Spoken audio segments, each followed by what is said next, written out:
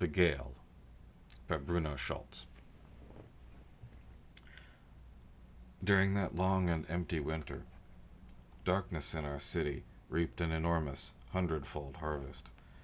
The attics and storage rooms had been left cluttered up for too long, with old pots and pans stacked on top of one another, and batteries of discarded empty bottles. There, in those charred, many-raftered forests of attics, darkness began to degenerate and ferment wildly. There began the black parliaments of saucepans, those verbose and inconclusive meetings, those gurglings of bottles, those stammerings of flagons, until one night the regiments of saucepans and bottles rose under the empty roofs and marched in a great bulging mass against the city. The attics, now freed from their clutter, opened up their expanses. Through their echoing black aisles ran cavalcades of beams, formations of wooden trestles, kneeling on their knees of pine, now at last freed to fill the night with the clatter of rafters and the crash of purlins and crossbeams. Then the black rivers of tubs and water cans overflowed and swept through the night. Their black, shining, noisy concourse besieged the city. In the darkness, that mob of receptacles swarmed and pressed forward like an army of talkative fishes, a boundless invasion of garrulous pails and voluble buckets.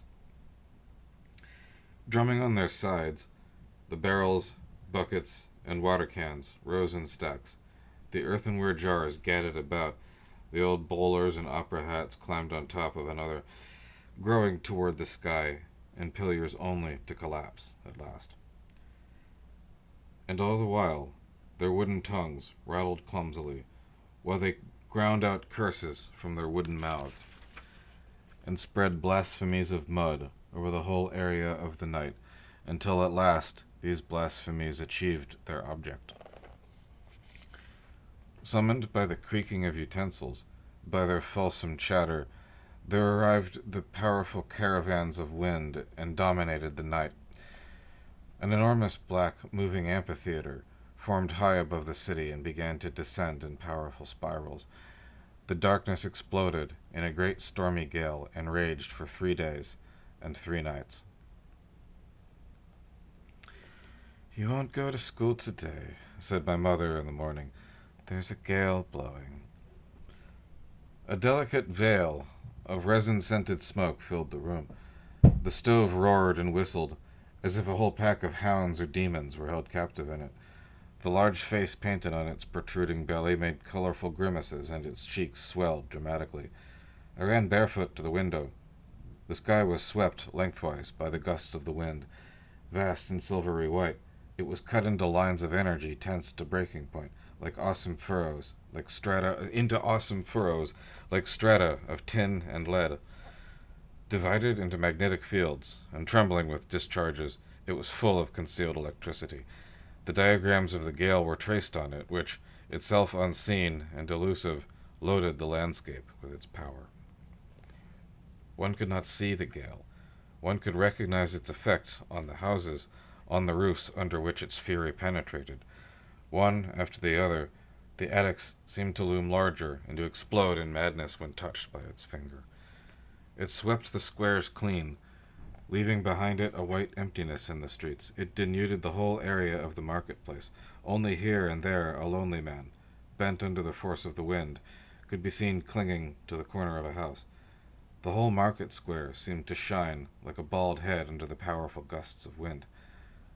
The gale blew cold and dead colors onto the sky, streaks of green, yellow, and violet, the distant vaults and arcades of its spirals.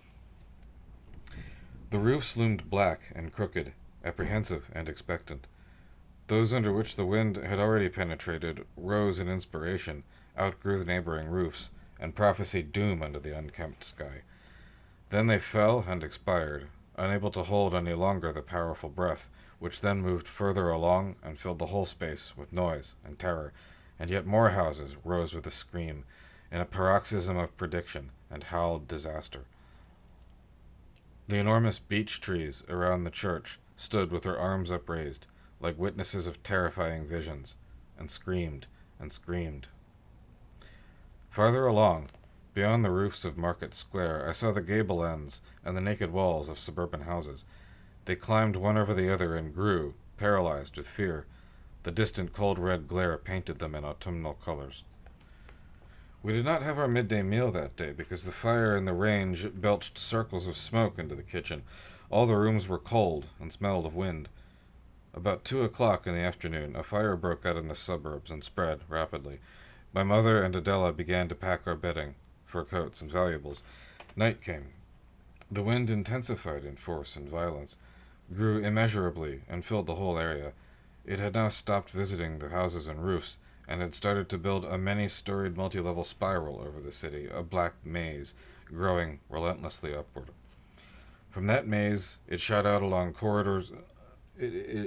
From that maze, it shot out along galleries of rooms, raced amid claps of thunder through long corridors, and then allowed all those imaginary structures to collapse, spreading out and rising into the formless stratosphere. Our rooms trembled gently. The pictures rattled on the walls. The window panes shone with the greasy reflection of the lamp. The curtains swelled with the breath of that stormy night. We suddenly remembered that we had not seen Father since the morning. He must have gone out very early to the shop, where the Gale had probably surprised him and cut him off from home. "He will not have had anything to eat all day," Mother wailed. The senior shop assistant, Theodore, volunteered to venture into the windswept night to take some food to Father. My brother decided to go with him. Wrapped in large bearskin coats, they filled their pockets with flat irons and brass pestles, metal ballast to prevent them from being blown away by the gale. The door leading into the night was opened cautiously. No sooner had Theodore and my brother taken one step into the darkness than they were swallowed up by the night on the very threshold of the house. The wind immediately washed away all traces of their departure. From the window, one could not see the light of the lantern which they had taken. Having swallowed them, the wind quieted down for a while. Adela and Mother again tried to light a fire in the kitchen range. All the matches went out, and through the opened access door, ashes and soot were blown all over the room. We stood behind the front door of the house and listened. In the lament of the gale, one could hear all kinds of voices, questions, calls, and cries. We imagined that we could hear Father, lost in the gale, calling for help, or else that it was my brother and Theodore chatting unconcernedly outside the door. The sounds were so deceptive that Adela opened the door at one point, and in fact saw Theodore and my brother just emerging, with great effort, from the gale, in which they had sunk up to their armpits. They came in panting and closed the door with difficulty behind them. For a moment they had to lean against it, so strong was the storming of the wind at the entrance. At last they got the door bolted, and the wind continued its chase elsewhere. They spoke almost incoherently of the terrible darkness, of the gale. Their fur coats, soaked with wind, now smelled of the open air. They blinked in the light. Their eyes, still full of night, spilled darkness at each flutter of the eyelids. They could not reach the shop, they said. They had lost their way and hardly knew how to get back. The city was unrecognizable, and all the streets looked as if they had been displaced.